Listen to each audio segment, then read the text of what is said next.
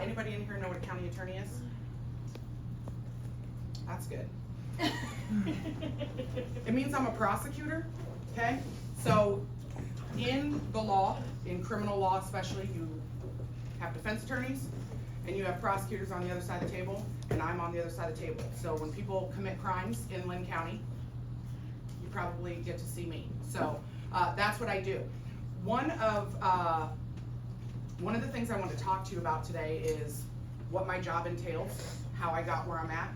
But before you can talk about where somebody's at, you have to talk about where they came from. And that's what I'm gonna do this morning. So, law in Iowa, right, like many professions, used to be segregated. And I'm sure we all at this point know what segregated means, right? That there's a bar on who's allowed to participate in any event. Gertrude Rush is a name that I am familiar with, and Gertrude Rush was the first black female lawyer in the state of Iowa, okay? She was born in 1880 in Texas, so in the South, before she moved to the Midwest and first landed in Quincy, Illinois, where she was a teacher for a few years, okay? And then, hello? After Quincy, she moved to Iowa and got a bachelor's degree it's now called Des Moines University, but back then it was Des Moines College. Grab a donut. All right. Good morning. You want a donut? There's a seat right up here. You're late. You gonna sit right in front of me?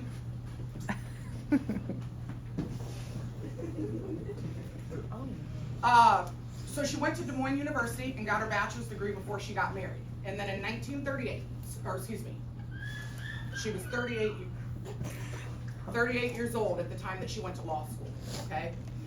She married a man who was already a lawyer, and she started to learn about the law through her husband, and then went to law school herself. And she had practices both in Des Moines and a practice being a law office. Get a donut.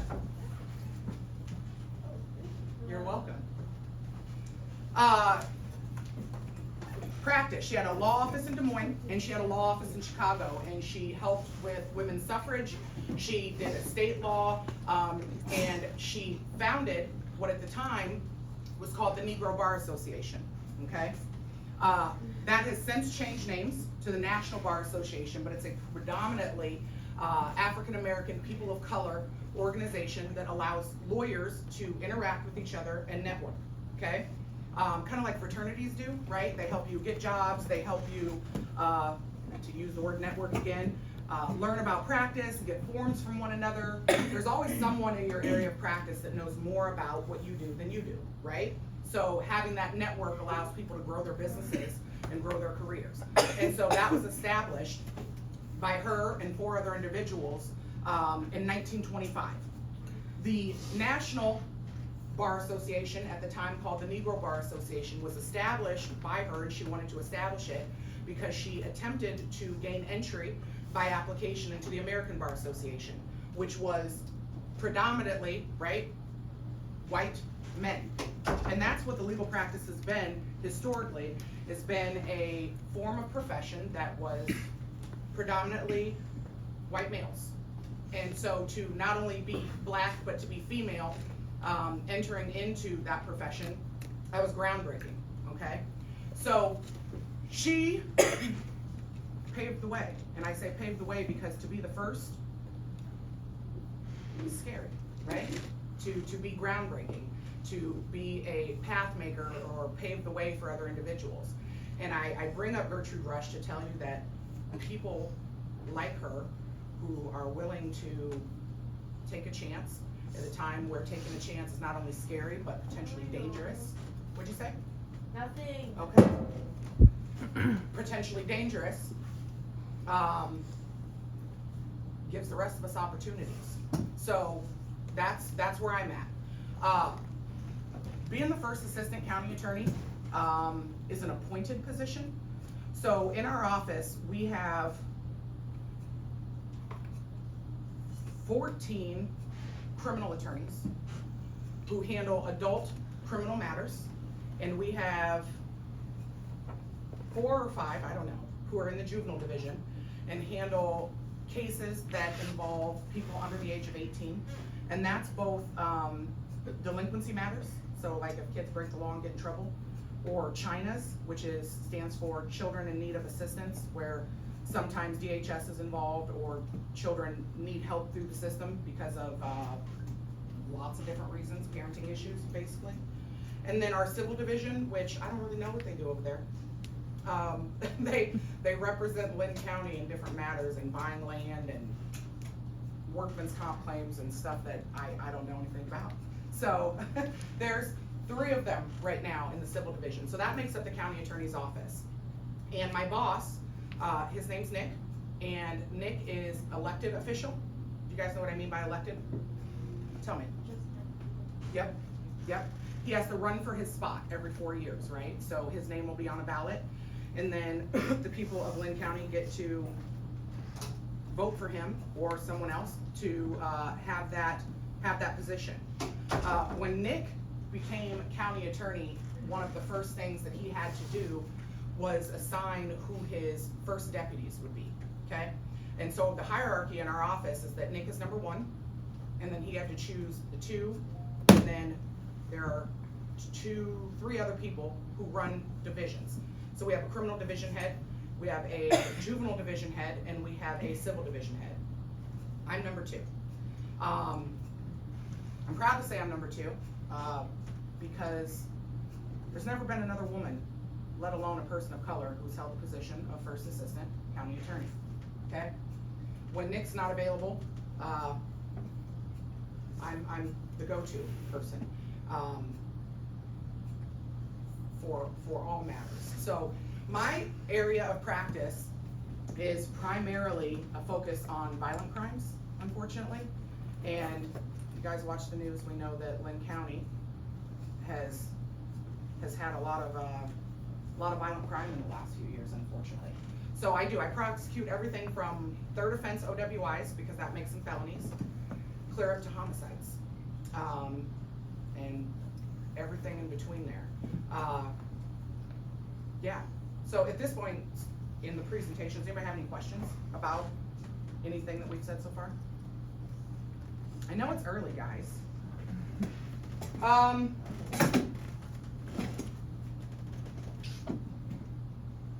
please. What is predominantly? Predominantly means that majority, right? That most of the people are of a certain group. Predominantly focuses on violent crime means that even though I have cases that are what I would consider, I don't know if I should say that, less important, right? Financial crimes, say what? We don't really do tax evasion unless it's maybe like a fraudulent type of practice, but a lot of tax crimes go to the federal level because they're interstate, right? But I do a lot of financial crimes. Lots of the ones that I've seen lately are cases where, unfortunately, people take advantage of elderly people that they are tasked with taking care of. So if someone has been given like power of attorney over a parent, and then they're blowing through the money and not paying the bills at the retirement home or something of that nature. I've got one right now where it's probably like $250,000 that this individual misappropriated. So they used their relatives' funds and finances. Frankly, it was for gambling, but it wasn't paying their grandmother's bills. So I see a lot of that. Yep. Sounds like something Eric. Say what? That it sounds like something Eric would. Who's Eric? Eric, don't do that. I also, go ahead.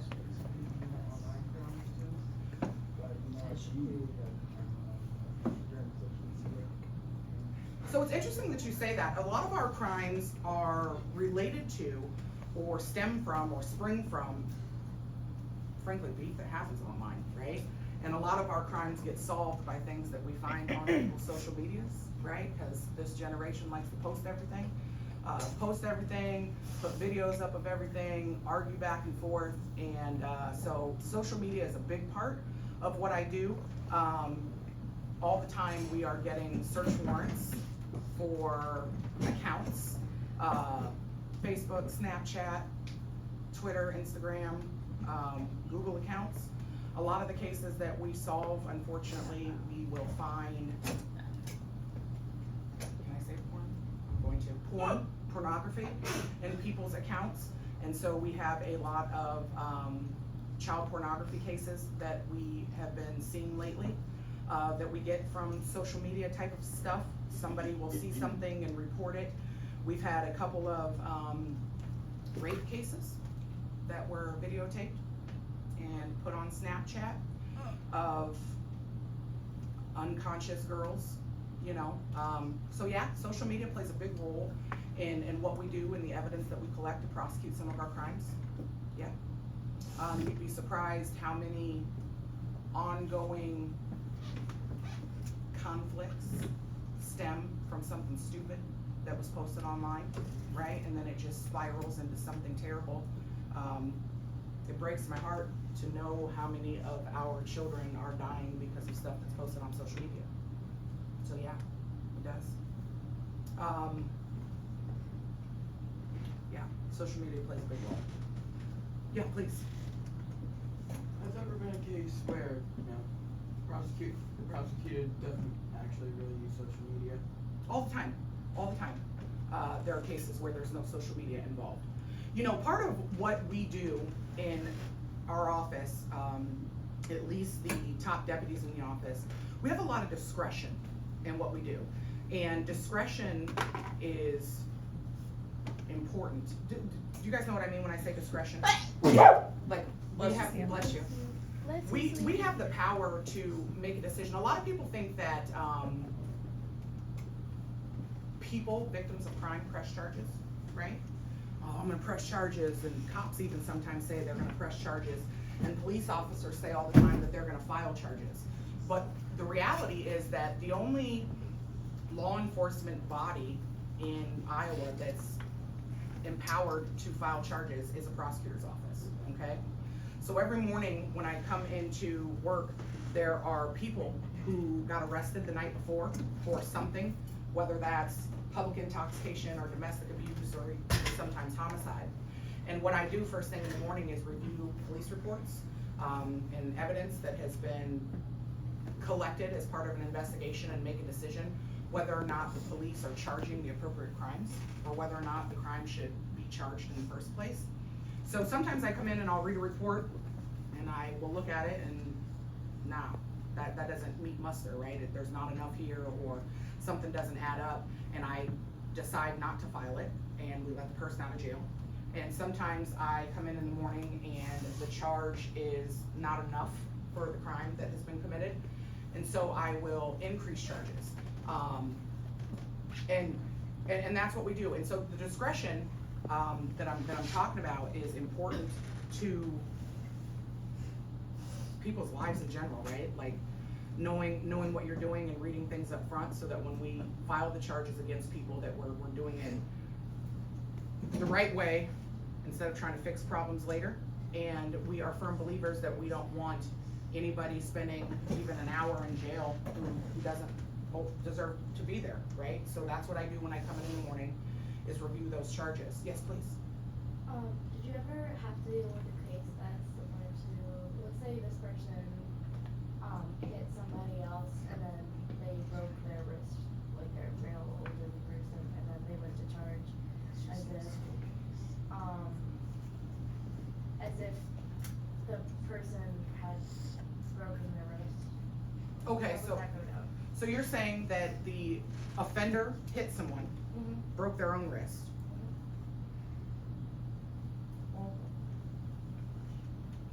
Karma. Yeah, I've had situations where the offender also gets hurt. I've had situations where the aggressor is what we call him, the primary aggressor, the person who started the situation, starts an issue, but then gets the short end of the stick, right, and loses. People have a right to defend themselves to a certain extent, you know. So yeah, I've had cases like that. I've had cases, yes. I've had cases where we look at it, and two people are getting into it, and we can't tell who's at fault, who started it, right?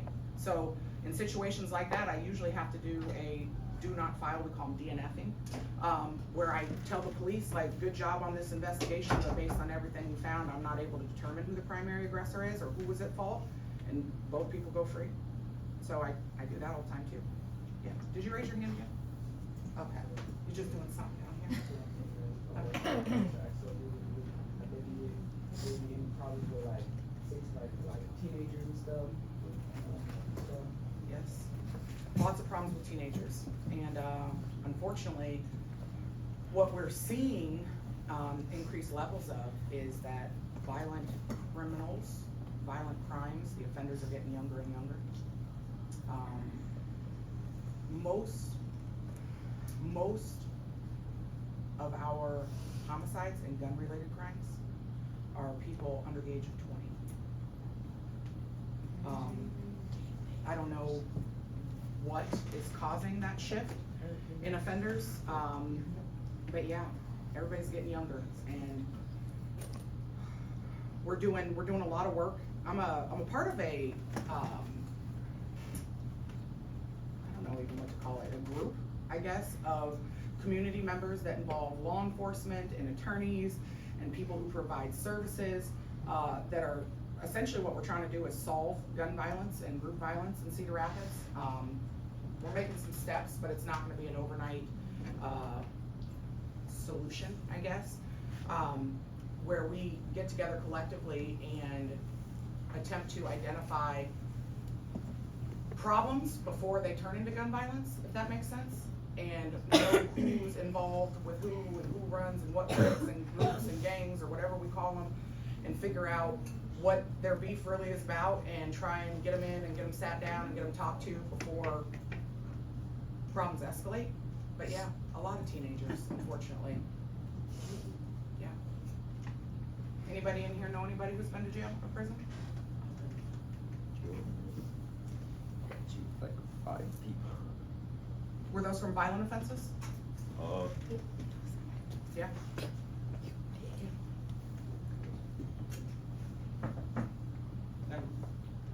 What?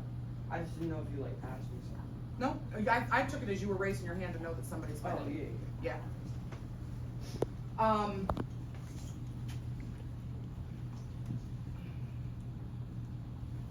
I don't know. I was gonna say, I didn't know if anybody had any questions about specific cases or anything like that. I know that, yeah, go ahead. There was a case, like, I think it's towards the south, more like